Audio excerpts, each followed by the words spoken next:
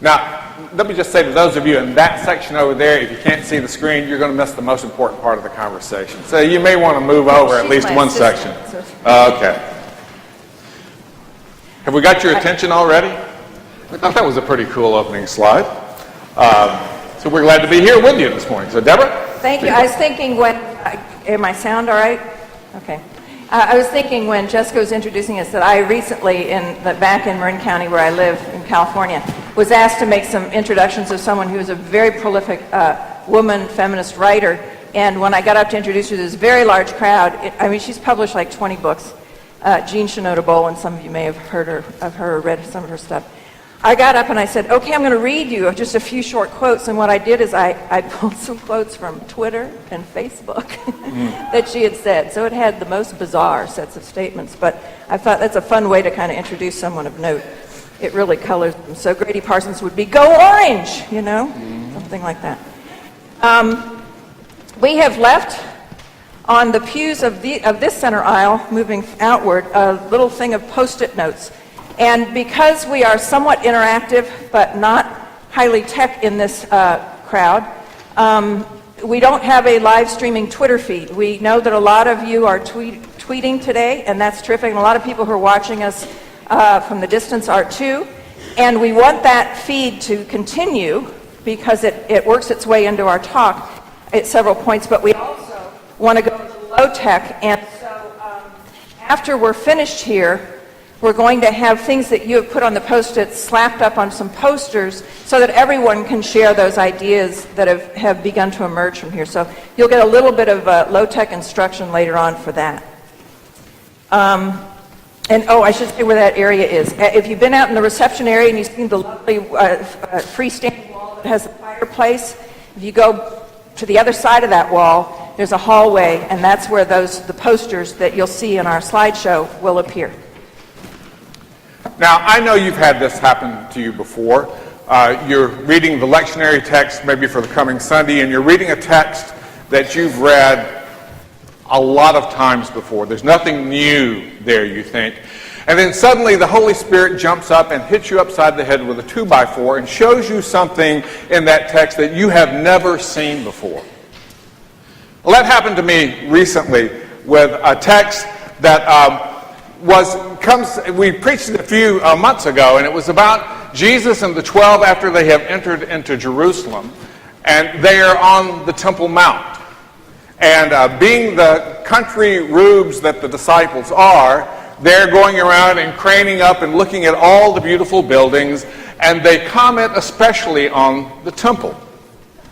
Now, unlike Jeff and Casey, I don't have this text memorized. I sort of identify now more and more with my mother, who toward the end of her life said that she spent all of her coffee hours with women she'd known all her life trying to help each other remember the names of people they'd all known for 70 years. That's kind of where I am. So here's the text. When some were speaking about the temple, how it was adorned with beautiful stones and gifts dedicated to God, Jesus said, "As for these things you see, the days will come when not one stone will be left upon another. They will all be thrown down." They asked him, "Teacher, when will this be? And what will be the sign that this is about to take place?" And he said, "Beware that you're not led astray. For many will come in my name and say, 'I am he,' and the time is near. And I have the 5 magic bullet points that you need to implement to change your church." Oh, that was a scribal emendation, by the way. "But don't go after them. When you hear of wars and insurrections, don't be terrified, for these things must take place first. But then the end will still not happen immediately. Before all this occurs, they will arrest you and they will persecute you. They will hand you over to synagogues and prisons, and you will be brought before kings and governors because of my name. This will give you an opportunity to testify. So make up your minds not to prepare your defense in advance, for I will give you words and a wisdom that none of your opponents will be able to withstand or contradict. You will be betrayed even by parents and brothers and sisters, by relatives and friends, and they will put some of you to death. You will be hated by all because of my name, but not a hair on your head will perish. By your endurance, you will gain your souls. Now, here's what hit me when I read that familiar text, and it literally just came out of the blue. Even though this narrative itself talks about a time when the temple was standing in all of its glory, the Lucan community, the community who first heard this text, was in fact standing in the midst of the rubble of the temple after the Romans had torn it down. What struck me is that we live in a very similar liminal space today. We live somewhere between the temple in all of its glory and rubble in all directions. We stand among the rubble of the mainline church, that place where not one stone will be left on another, for they will all be thrown down. But Jesus tells us not to despair, because he says standing in that rubble, it turns out, is a very good thing, because it will give us an opportunity to testify. Learning by fits and starts, by stumbling around and tripping over, but learning how to negotiate our way around fallen stones gives us the opportunity to witness to our trust that God has a purpose for us, that God has a place God is taking us, even when we can't see the next step forward. Jesus encourages us just as he encouraged those disciples. Make up your minds not to prepare your defense in advance, for I will give you words. I will give you a wisdom. We don't have to be scared just because we don't quite know what to do at this moment in the life of the church. Through Jesus, God promises to give us a new field of vision that will enable us to focus on the future's potential rather than the past's loss. Working through the needed changes gives us an opportunity to experience the resurrection that comes after the death about which we are already so much more aware. By slogging our way through to the future, we will discover that by endurance we will in fact gain our souls. You may wonder, especially after seeing the beauty of new emerging leadership and strengthening leadership going towards the Gen Xers and the millennials here, even in Next. We think that's a good thing. Why the heck did you pick two 60-somethings to do your keynote? When Reggie Weaver approached us, he said, well, we're looking for someone to do like an inside perspective, someone who's deeply into the roots of the church and has been for a long, long time. And then we're looking for someone who is an outsider, and I'm the outsider. And so originally I think Reggie was looking for someone from the corporate world who could bring sort of a business perspective, because we all know that the church is famous for jumping on the bandwagon of what was famous in business 20 years ago. And so that's me. And so the way we got together, and Jim and I were in an early associate pastor's support group, handpicked. There were rules. Well, actually there was a litmus test, but we won't tell you what that was. And Jim was at First Oakland when I was at Calvary in San Francisco, straight out of seminary. So we've known each other 35 plus years. And about 3 or 4 years ago, we had some friends come out and visit, and we ended up on, for those of you who know the Bay Area, we were out at Sam's in Tiburon, sitting outside on the water, drinking margaritas. And the other two who were with us, who were visiting from the West Coast, were Stacy Johnson and his wife, Louise. Again, deep roots. Louise and I lived together at that wonderful basketball school, Duke, that was alluded to. There's next year. Anyway, so we have a long, long history. Louise and I are about to celebrate our 40th reunion from Duke, so there are very deep roots there. And I can't remember who it was at the table that asked the question, so let's figure you got maybe 10, 12, 15 years left in your legacy of your ministry. What do you want to do with it? And we all emerged with a very similar concept, that we had reached that stage of generativity, normal, in the aging process of that. And we wanted to give back, but what we recognized that while each of the individual four of us, who's had very different types of ministries throughout the 30, 40 years, each one of us had at least one or maybe two major mentors who had brought us up in the work of ministry, and who had discipled us in that very well. And this is how the church works, this is how you get through some of the maze of things. But what we recognized, and they had handed us a baton to say, now it's your turn. And what we recognized is that baton is broken. It does not exist anymore. And so to have someone hand you that baton and send you out to do that is going to really screw you up. And we didn't want to be screwing up the next generation that we're ready to hand a baton to, but we asked ourselves, is there something we do have to bring to the table? Well, we still felt we had some sense of wisdom and some sense of strategy about how we can gather together and help what we think our call is, as those who are on this side of 60, to help create an incubation space. And to me, Next is an incubation space for that kind of thinking. And so actually, the four of us eventually got a grant on the Community of Theological Friendship and worked for a couple of years on what we were doing next. Stacy's off writing the next best book we're going to have on the gospel in the 21st century. And the two of us felt a call to create a practice of consulting work and adaptive change, some of which I had been doing for years within the corporate world, to bring it back down and say the church needs these tools desperately, and they need not to wait 20 years for them. And so that's what we've been about in the forming of New Matrix. Now, so we stand at that place where when we look at our own congregation or our own place where we are primarily engaged in ministry, some of us can still see a beautiful temple. And some of us see stones piled on top of one another. We all live somewhere on that continuum between those two. We need to live into that.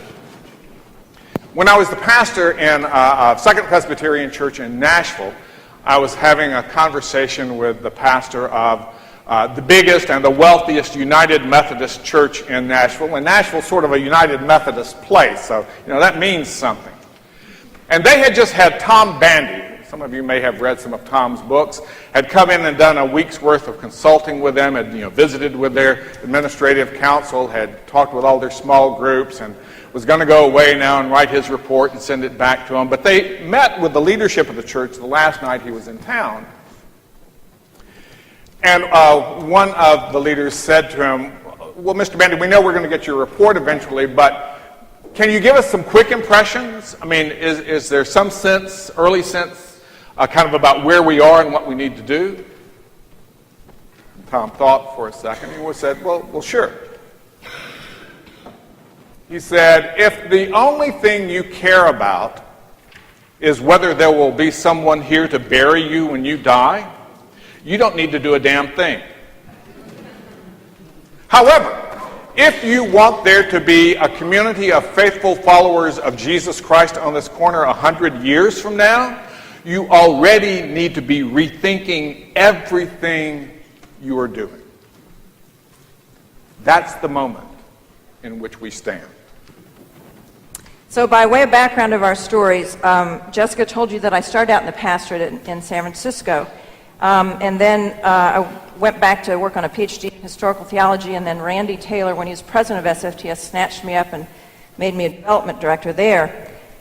And it was during that time that I had kind of an awakening, partly in the PhD struggle of finding myself just weeping, because I was working on the notion of social change and the adaptivity of the church and the how change takes place. By way of background, I grew up with Yankee parents in the South in the pre-civil rights era, and the church that I belonged to, because my parents didn't know from PCUS or UPC or whatever. So the local Presbyterian church, which is where I was raised, became one of the founding congregations of the PCA.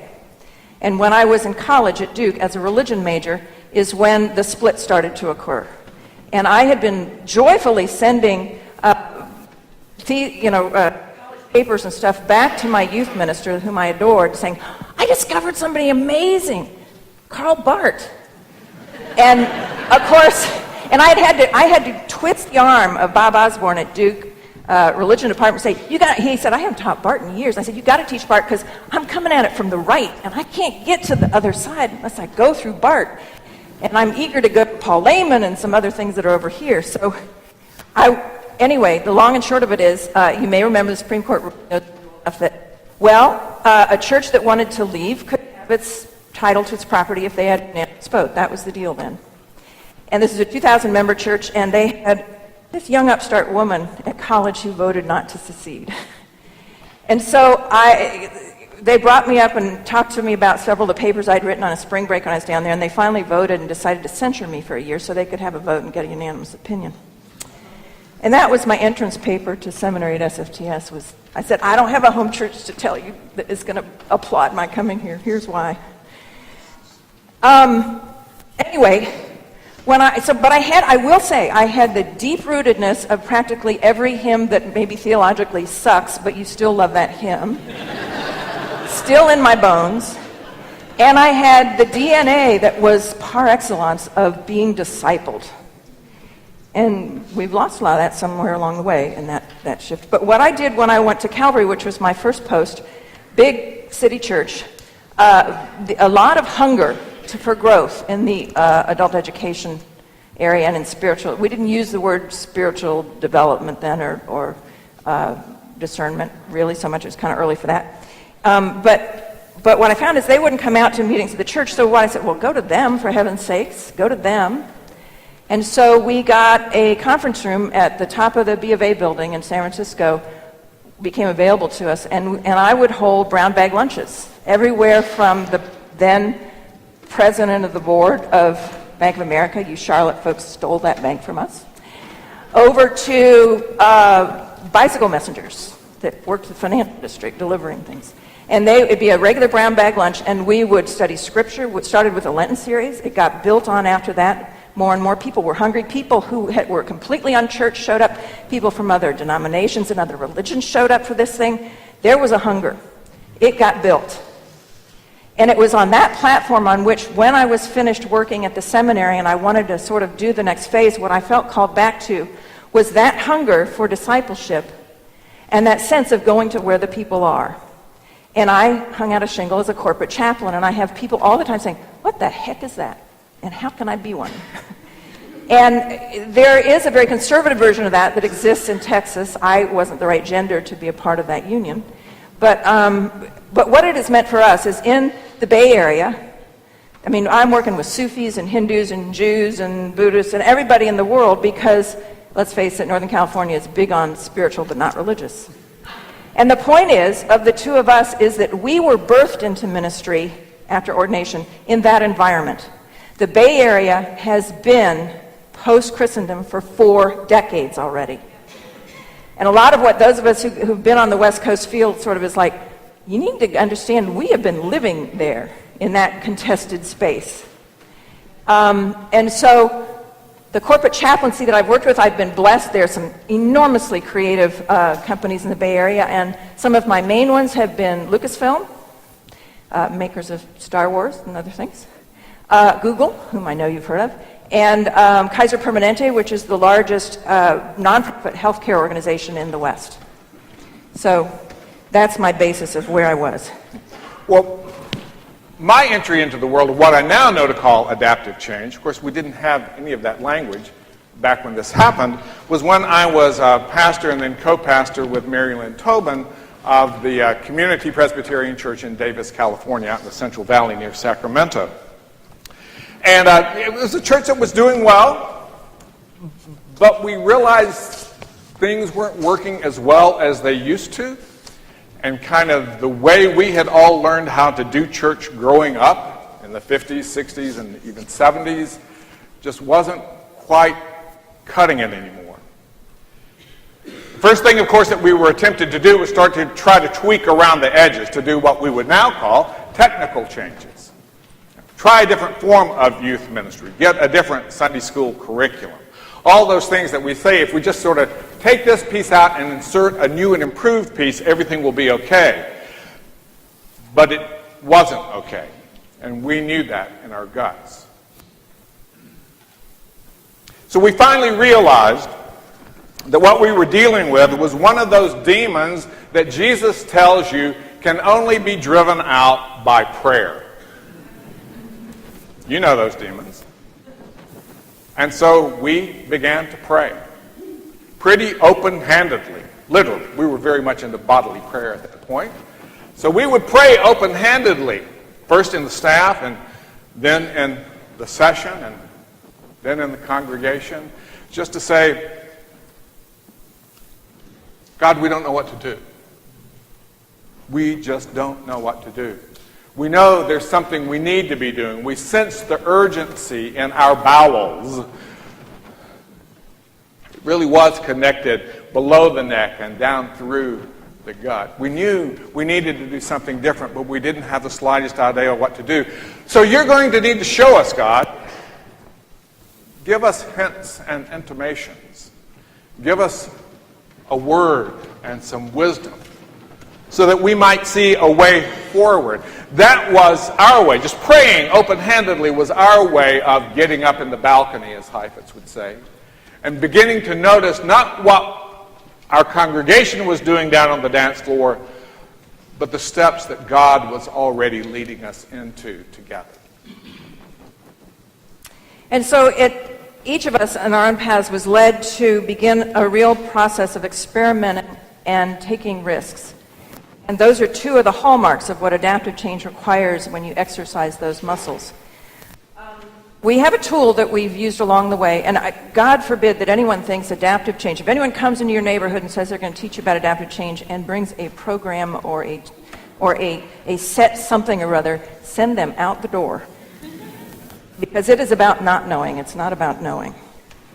Anyway, there's a process tool that's helpful that is used in corporate settings and that was launched by some folks that were related to Peace Corps years ago. And we're not so much going to give you definitions of positive deviance, hence the calling All Deviants that you'll learn what we mean by.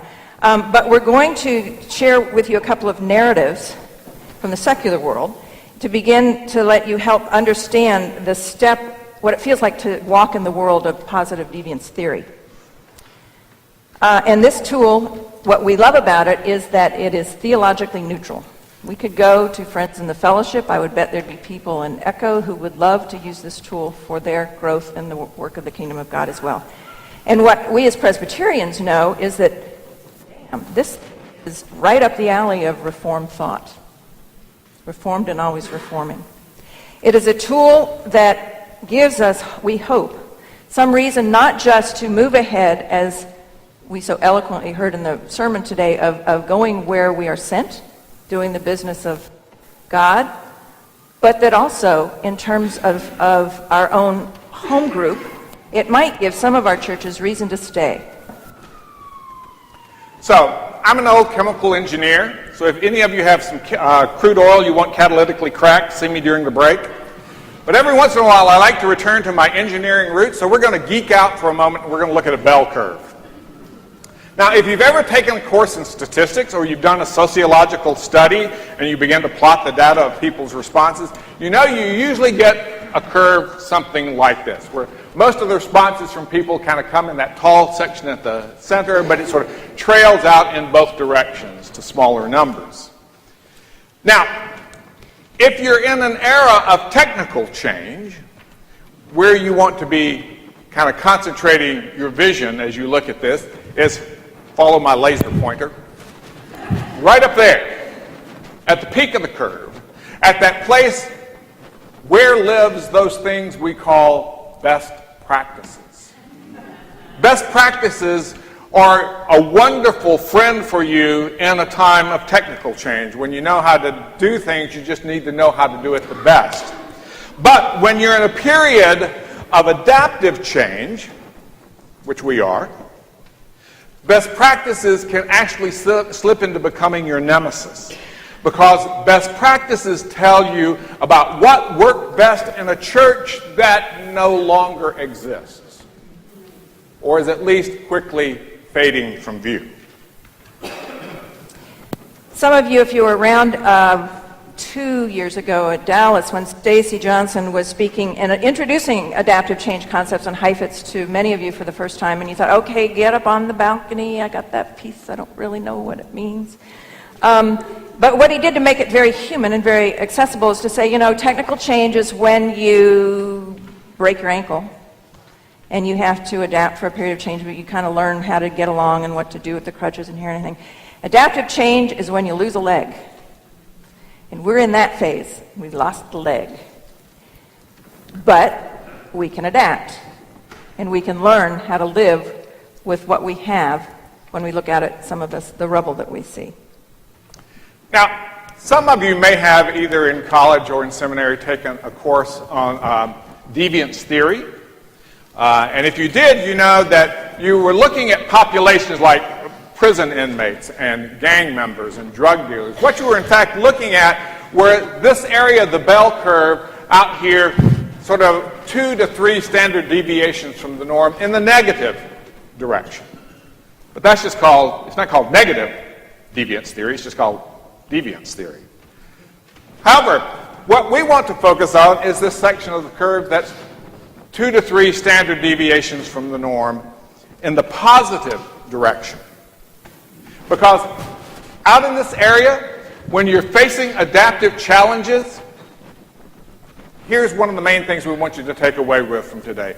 There are already some people in this very room who have figured out a solution to some of those adaptive challenges we face.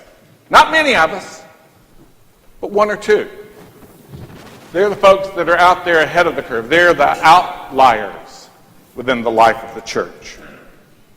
I want to tell you a story about this couple that Deborah referred to a little bit ago, Jerry and Monique Sternin, who kind of wrote one of the germinal books about positive deviance theory called The Power of Positive Deviance.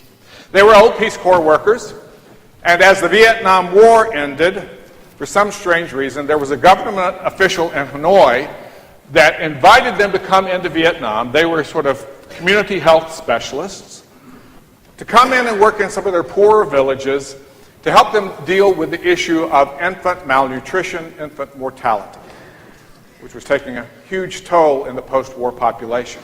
Now, as you can imagine, there were many people in the government in Hanoi that did not like welcoming a couple of Americans into the country. So the official who did manage to get him in said, you've got 6 months to give us some really good results, otherwise your visa will not be renewed. Well, most of their studies are like 2 to 3 years long, so they said, we can't do our typical kind of community health study. So they said, what's a very quick form of it we can do? So they decided they were going to look to see if there might be someone out here in those villages that had already figured out some ways to address that problem of infant malnutrition. So they did a baseline study.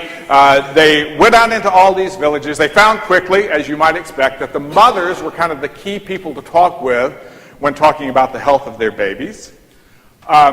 So they were talking with them about, what do you eat? What are your meal preparation techniques? What kind of sanitation do you have in your home? Do you keep pets in your animals in the house, or do they have a separate pen outside? What are your sewage practices? All those kinds of questions. And at the same time, they were weighing their babies weekly. And so after a month or 2 of that, so a little bit of data, they decided, rather than for them to go back into their quarters at night and try to figure out what was going on, this was something they needed to invite the whole community into, to help them discern, was there a way forward?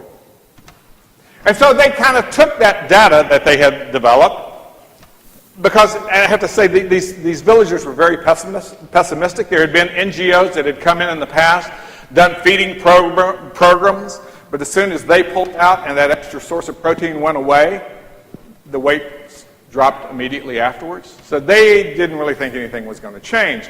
But they shared this data with them, and they just asked the question, are there any families that are doing better than the rest of us? Anybody who have 3 children living instead of just 1, and whose children have healthier weights rather than are malnourished? And they began to pour over the data, and suddenly you could hear, kind of from different tables, you could hear people saying, wait, yes, wait, here's what, yes, there are people who are doing better. Then the Stearns commissioned them, let's go out and find those mothers, and let's talk with them, and let's find out what they're doing differently. Now here's what they found. The common meal, the main meal of the day for most of these families was a chicken soup that had some chicken in it, some greens, a little rice, and sort of like in the South we always say, Daddy gets the big piece of chicken. The chicken, the meat itself always went to the fathers and to the older brothers, if there was one, who were working out in the rice paddies. The mothers maybe got some of the greens, but the babies were fed the broth that was left over. Almost to a mother. And not having talked with one another about it, these kind of outlier mothers were going out into the rice paddies early in the morning, and they were finding little shrimp, little crabs, animals that were not considered food by the villagers, and they were adding that back into the broth after the meat, the chicken, and the greens were gone. That was the extra protein. So they said, all right, now we want you outliers, we want you to teach the rest of the community how to do this. So they did cooking classes in each of the villages, and some of these outlier mothers were the chefs. They were the emeralds that were giving the demonstration. And the price of admission was that every mother who attended also needed to go out into the rice paddies and harvest some of those shrimp and crabs. What the Stearns came to recognize about that, and you'll kind of get this immediately, is they said, it showed us that it's far more likely for us to learn how to do adaptive change if we act our way into new ways of thinking rather than think our ways into new ways of acting. Oops. So, synod map taken from the website. You will find, I had mentioned the Post-its that are along the aisle. If each of you could sort of take 6 and pass them along. They should be on the inside edges of the center aisle here. This center aisle had the Post-its. Do some of you guys see them? Just grab a handful of maybe 6 and then pass them along. This is where our interactive, because we don't have a live Twitter feed thing, comes in. So all of you who have fallen to sleep, please wake up. And the first thing I want us to talk about is to have the community remember. That's what was going on in Vietnam, that study. That's what. And what I want to say is that we do deeply believe, theologically, and in terms of positive deviance theory, that the answers live and dwell and have their being amongst us. And we do deeply believe that we have done this before. And so what I want you for the first Post-it to do is to, the first of your 6 Post-its, are they around? Okay. Is to think of the history of positive deviance behavior where you are.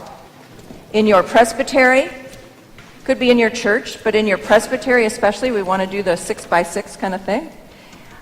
It could be a presbytery you've served in before and you've moved, so we don't care. We're eventually going to put these on the posters in the hall so people can learn from your ideas. And to give you a notion, I will do a San Francisco presbytery version of this.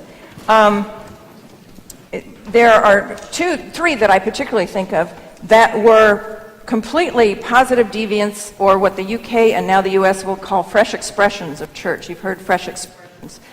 The UK is way ahead of us in this because they were in decline much sooner all over Europe. So if you think of the 1001 New Worshiping Communities, that's sort of a notion of a fresh expression also. So historically, I'm looking back at my home base, San Francisco Presbyterian. I think of three things. I think of the Reverend Glenda Hope. Don't know if any of you know her. People always say that I was the first woman minister in San Francisco. It's true that Calvary was the first church to call a woman, and that was me. But it was only because Glenda couldn't get a job. She couldn't get a call. She was, when we used to have the assistant pastor situation, she was one and done at Old First, and is completely one of my greatest mentors. She just recently retired. But so what she did is, she didn't grovel or whine or anything. She went out and created San Francisco Network Ministries in the Tenderloin of San Francisco. And when she retired this year, the city of San Francisco celebrated her as the Mother Teresa of San Francisco. Completely did it on her own, no sense of where the backing was going to come from or whatever. Did 45 years of that ministry. A fresh expression, clearly in contested land. Another one, which I love, grew out of the old women's quilting bee at Calvary Presbyterian, where I served, back during the gold rush, right after the gold rush era, when the Chinese immigrants were being brought in. The men were put into slavery, the women were put into prostitution. And the quilting bee of little old white ladies at Calvary thought this was disgusting, couldn't get any political action out of the men when they talked to them. So they decided to take it on themselves that they would make quilts and sell them. When they had enough, they would go buy a woman out of prostitution and put her in a place that is now called Donaldina Cameron House. And they did that for years and years. And just like, I think of the Annie Lamott Bird by Bird, and it was clearly that version. It was stitch by stitch, quilt by quilt. They bought those women out of prostitution and built a ministry and built a church for those, and built a safe place for those people. I dare say, clearly this is true at SFTS, it might be true across the country too. If you go back to trace the roots of ministry through Cameron House and people who have gone into the ministry through Cameron House, it's at least as strong as the Montreaters. It is everywhere. It is pervasive. People who came out of that place in ministry. It was a new, fresh expression. We never thought of this before, and we never would have if we'd studied best practices. Another one would be the Oakland Youth Chorus over on the other side of the bay where you were working, where it was the notion of, well, let's give some folks at First Pres in Oakland a place to blossom and bloom. And again, if you drew that map of all the tentacles that came out of that in terms of leadership, it would blow your mind. So it's the focus that they all have in common is a focus on the work of the kingdom of God, not building churches with bricks and mortar, but building disciples, and understanding their call as the one to serve the kingdom of God here on earth. So I hope you're sitting there thinking and maybe writing already, what are the ones where I live? Just a sentence or a couple words or a project or something. And I will tell you that a place where you will find a bunch of these cataloged is the Mission Yearbook for Prayer.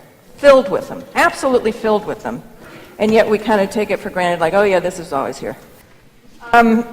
We have, let me back up and say, I'm sure you all can name, who is the worldwide poster child for adaptive change in religion? Let me hear. Let's say in Christianity, I would say his name is Pope Francis. Quickly, even though I come from that tiny little sliver of humankind, he hadn't quite learned to tolerate yet, women priests, but I give him props. And he has completely changed the discussion on the nature of the brand of Christianity, on the nature of the feelings within the Catholic Church. He has completely started to flip that by being a disciple, by the way he acts and the way he talks, not by dogma, not by program yet, not by just the simple things he's doing. Well, we Presbyterians have a really, really good sort of poster child for positive deviance in the way that I would say Francis is a poster child for adaptive change. Here he is. St. Fred. If you think of how many grew up with neighborhood, yeah, and then your next generation and your next generation, I think we're third generation now. Presbyterian trained, Pittsburgh seminary, Pittsburgh man, and you say, well, that was never a church building. That was never, that doesn't fit. Would we have even approved of that in our presbytery of his going out and doing that? Okay, positive deviance par excellence. And let's keep that vision in mind of things we have done and can do if we look just amongst ourselves for doing it. Even when we're facing a perplexing problem, there are always a few people, as Jim said, who have figured out the solution. It's the task of the community, of us, is to go back and discover who those positive deviants are, calling out all those deviants, and to encourage them to teach the rest of us in the community what they see, what they've learned. 1,001 new worshiping communities, some of those people. And they are often the outliers that are on the fringes of our presbyteries that we would not give the front and center to. Change the thinking, but change the acting first. And the one thing about positive deviance we have to keep in mind is that it is radically, radically contextual. So again, best practices will kill you at this point. If you go, well, they're doing that theology pub over there, and we're going to do a theology pub over here, may be the complete wrong thing to do. You don't know. Maybe right, may also be the complete wrong thing to do. And so it being radically contextual, that's where you have to focus your attention. The theory can be expanded, we think, beyond just the idea of a community going and looking for people. And that's one of the things that Next is trying to do, but we have to develop the positive deviance capabilities within our own selves. We need to pray to God that we can begin to see those outlying pieces in ourselves, and they are there. Sometimes we see them expressed in frustration in a Facebook post that gets a huge thread going. Sometimes we see and feel them in the back edges of presbytery, and it's grousing. Turn it to the positive end of that deviance, because we've got it in us. When I first read the Sternan's book, I put it down and I said, oh wow, I've been a positive deviant all my life. Now you can parse that any way you want to, but I realized that I had made some leaps of intuition already and just didn't know how to name them yet. So reading that book was kind of like that Zen koan that snaps you into enlightenment, that gives you a frame, gives you a reference to begin to see, to name what you're already seeing. And I am sure I'm not the only person gathered in this sanctuary this morning who has had that kind of positive deviance awareness, but maybe just didn't have the language to name it in themselves. I'm trusting that many, if not all of you, have had those moments in your life. And our hope is that the conversation we're helping to start this morning, that was begun before us by the worship service and will continue throughout this week, will encourage us all to open ourselves to the possibility that we might all become positive deviants.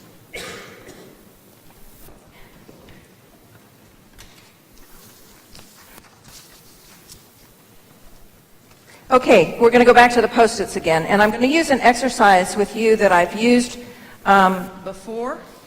Let me tell you an example of how I used it with Lucasfilm. I've used it in several of my corporate chaplaincy settings. The Lucasfilm one, if we have any Star Wars fans here, will recognize this. I hear a shout out there. If we have any Lucasfilm 1, 2, 3 fans, fewer, okay. That's the era I was working there. It's all her fault. It is my fault.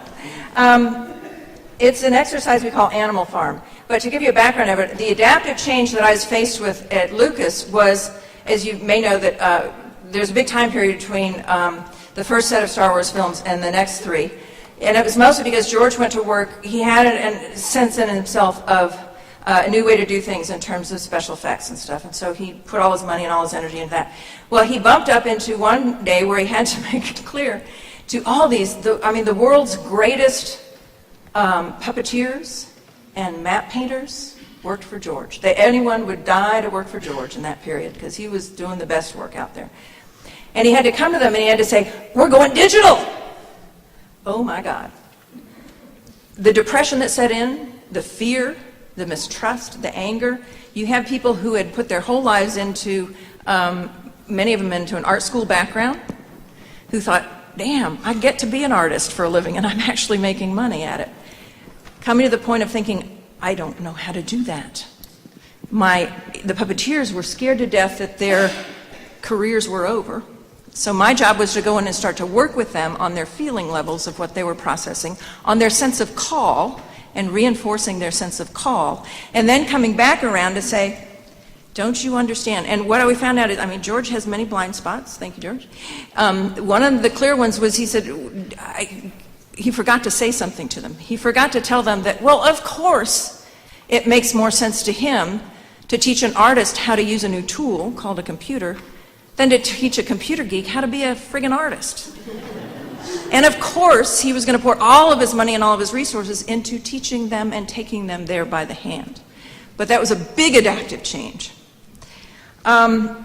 So here we are, and one of the processes I use with them then, and that I've used in other places, is an exercise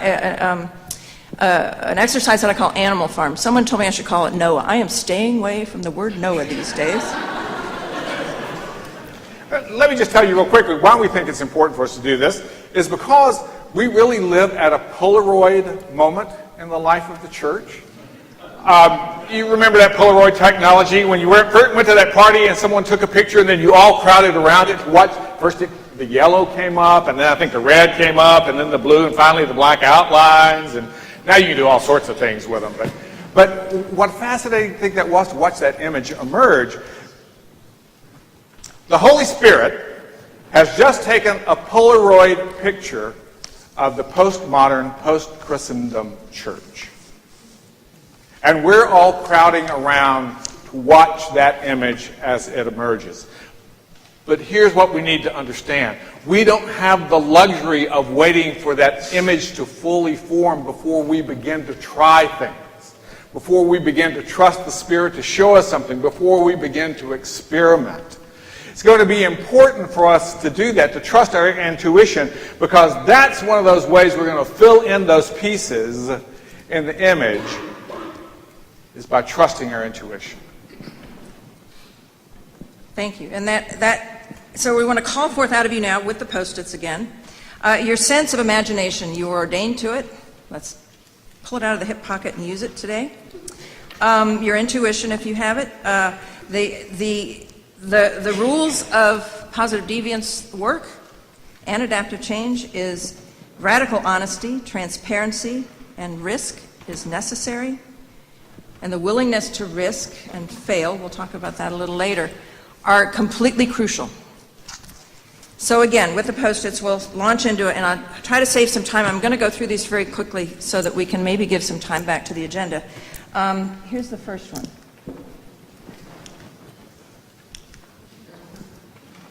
It's the sacred cow. I got to watch out when I work with Hindus on this one, but I'll call it the golden calf then. But in essence, you know what it is. It is, what are those things that in our ministry, in our churches, in our presbyteries, we treat as untouchable? That we cannot, untouchable not in the Indian sense, untouchable in the sense of things we aren't allowed to mess with. It could be physical, it could be those stained glass windows. It could be programmatic. It could be an order of worship. The time of worship. All those landmines that many of us have been in the ministry for years know. But what are, and at a larger level in terms of presbytery activity and General Assembly, who we are as the family of Presbyterians, PCUSA, what are the sacred cows? Name them. Call them out. They're going to go up on our Post-it board. Real estate. Yeah, real estate's a big one. Name a couple more and then we'll move on. Wait, over here. PW is a good... Intellectualism. Yeah, oh, Lord. We're getting to the idols here. Ordination, good one. All right, I'm going to put all those on your paper, and that's a kind of richness we're going to start seeing on that board, naming it, all right? Okay, second slide. The elephant in the room. Now, some of these you may think are a crossover, and they may be. This is what can't even be talked about. I thought of one today in the worship service when she said, we have four transgendered members of our congregation. We can get some of the LBG. We can't quite get there at a lot of our places yet. It's too scary. But there are a lot of other ones that can be programmatic, that can be, it can be something that happens in the way something goes on in our sessions, how we relate to one another, whatever it is. Get the elephants in the room. Okay, the next one. That's a dinosaur. Pardon my drawing. Are dinosaurs in the room are raising their hands? Okay. And I even think of this programmatic. Somebody said PW. PW might be a dinosaur in one church and it might be a blessing in another. So, we're radically contextual here. What is extinct? What do we need? What do we need to set to rest, gracefully and with love, so that we can move on? Okay? Y'all doing your Post-its? A different Post-it for each animal, please. Or you can do the hashtag that's up Yeah. there for Oh, each those one of of you who are those. tweeting out there, and do your tweets with the hashtags. Some are going out. Okay, the next one you're going to love. Squirrel! You know what this is. There are a boatload of distractions. Some of them are the instruments you're holding in your hands right now, because I can see you. Those can either be a blessing or a cursing. But what are the things that are the major distractions? And sometimes distractions are arguments or votes we need to take or motions we need to parse 92 ways from heaven. What are the ones where you live? We're trying to peel the layers of the onion away here for you to get down to the roots and the radical honesty of where you are and get to know yourselves better and how you're ready. Because then you'll be able to recognize when you get to these where some of those outliers, because they were afraid of some of these other animals, they had to go to the fringe and deal in the fringe and paste and cut some ministry together because, oh Lord, they couldn't come to the middle to do it. Okay? All right. Skip the whole slide? Yeah. Okay. We're giving you some time back here. Okay, what is this one? An amoeba. Somebody thinks it's an amoeba. Any other guesses? Roadkill. This is about learning to embrace your massive failures. I'll tell you another. I have two stories on this one. One is a Star Wars story again. I was fortunate enough to be able to go down for the premiere showing of Episode 1 when that trilogy started, down to Los Angeles for the Hollywood premiere. And we were on a United plane, a whole bunch of, it was practically all Lucas folks, and George was there, and George took aside someone I'd been talking to. I was talking to one of the young actors who was new to this, relatively new in his career. And he said, your life might start to change dramatically after this. He says, it's happened before, and some have taken a good path and some have taken a bad path. When this much attention, he said, there are lunchboxes and frisbees and God knows what out there with you on them now. And this just might really change your career, and I want you to stay really grounded for the success that's going to hit you as soon as this starts. For any of you deep Star Wars fans, that kid, 22 years old, was Ahmed Best. He was Jar Jar Binks. Epic fail. Not gonna be the next Ewok. Not gonna be R2-D2 in people's minds. Epic fail. The other point of failure I want is an illustration from some work I've done with Google. And Google they had to change their hiring practices. As you can imagine, they got flooded with resumes from the best and the brightest and had their pick of the litter of who they wanted to put on their teams. What they found in choosing the best and the brightest is they had built up a cadre of people who had spent their entire lives as students and professionally hiding failure. You did the best you could not to fail, and you, after that, did the best you could to bury the failure if you had it, and not let it show on your resume, and not let it show on your college applications. And so you had risk-averse people in this brand new field. And so when we were grousing about this up at the higher levels down there and say, and you say, well, one of the things you do is you start rewarding failure. Now we, in our minds, always use the illustration of like, hey, baseball, 1 and 3, that's Hall of Fame material in baseball. Okay, restaurants in San Francisco, it's 1 in 100. 1 in 100 of the restaurants that are launched in San Francisco succeed. Probably worse in New York. So what we're looking at is that we have to come to grips with building an environment, to incubate an environment where failure is not just named and recognized, but welcomed in. Because if we can't learn from failure, we will never succeed.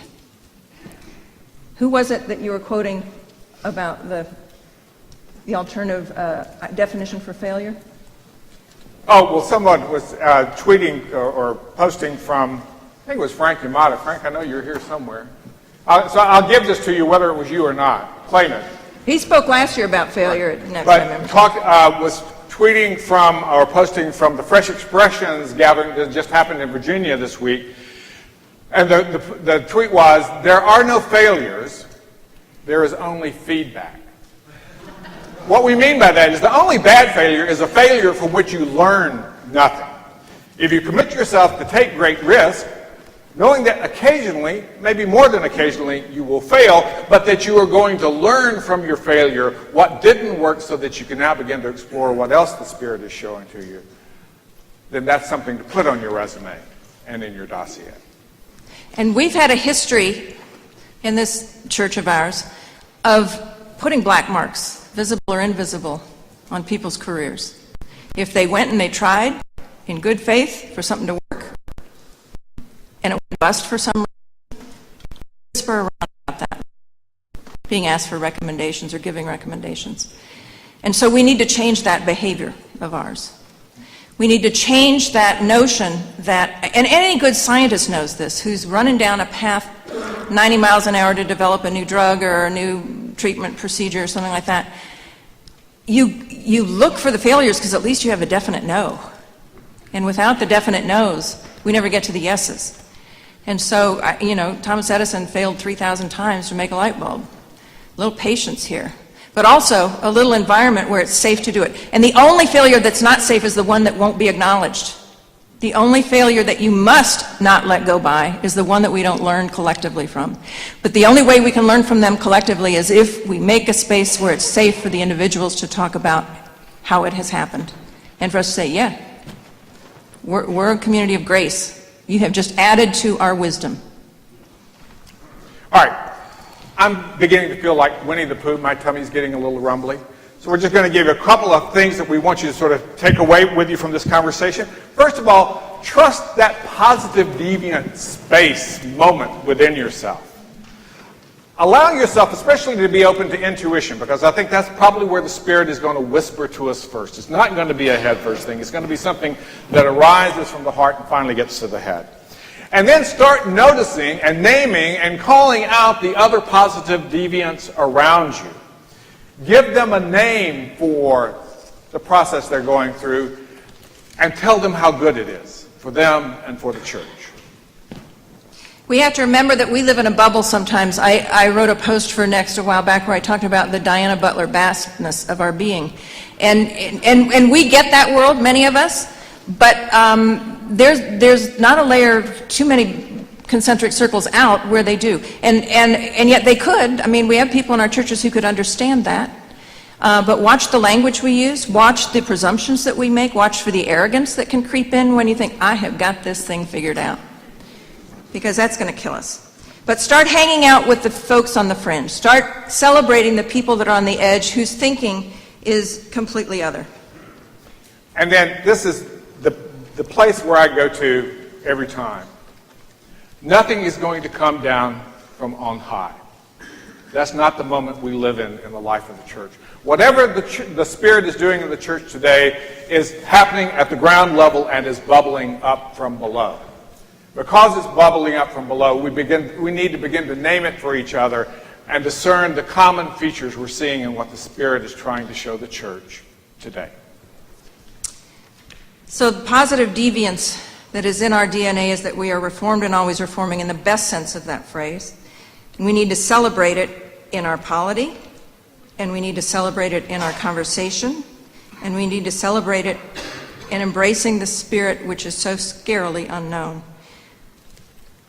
And by enduring, we will gain our soul, like we saw in the Luke passage. A while back, Tamar talked about, why are we not building hospitals?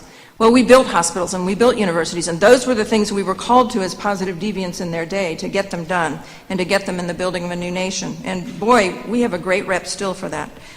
What are the hospitals for the PCUSA to build today? Who are the positive deviants that are among us? They are sitting in our pews. They are sitting in these pews. They are sitting in our pews at home. Notice I said laity in that one. Fresh Expressions in the UK, nearly 70% of the projects that come out of there are lay-led. They are standing each week in our pulpits. They are running the food pantries out of the side of our tiny little struggling churches. They are sitting at their desks in their book-lined pastor studies, as their imaginations are spinning and spinning with crazy new ideas, bloated with passion, chained by the fears of how out on the edge they can go with their visions and their new ministry, afraid to jump in many cases because they might not seem decent or in good order, and they might go splat. Today and in these few days here at Next, and when we return home, our task is to call out the deviants, to be bold enough to listen intently to their ways, to pray that they might come to the surface to be embraced and celebrated in our community, dare I say, in our presbyteries, and to charge them with the task of taking us to that new land. Today, the task to get there is to be radically honest and to admit to those sacred cows and name the elephants and set aside with grace the dinosaurs and take back the power of those squirrely distractions and to jump into the abyss of potential messy, messy failures, trusting in grace, in God's grace and in the grace of the community of God that we have called ourselves to be. Together we need to flex those memory muscles of our mighty history. When we built those hospitals and universities, when we were at the front of those picket lines, when we marched down with the downtrodden for freedom, when we fed the hungry mightily, when we clothed the poor, when we healed the sick, and we understood that that work is our worship of God. Today's call might not be for bricks and mortar. Today's call might not be for institutional advancement. Today's call might not be to just tweak the hell out of everything we already know how to do. Today's call might just be to stare at the rubble and to remember, and in remembering to see how it is that today, in ways we actually know not yet of, we believe the answers live among us. We believe they live and dwell and have their being there. Today, this is our job, and we can shout out and name the who, the what, the where, and the how of it, so together we can move more close to working the discipleship of the kingdom of God on earth. We can do this. We have done this. Amen. Amen.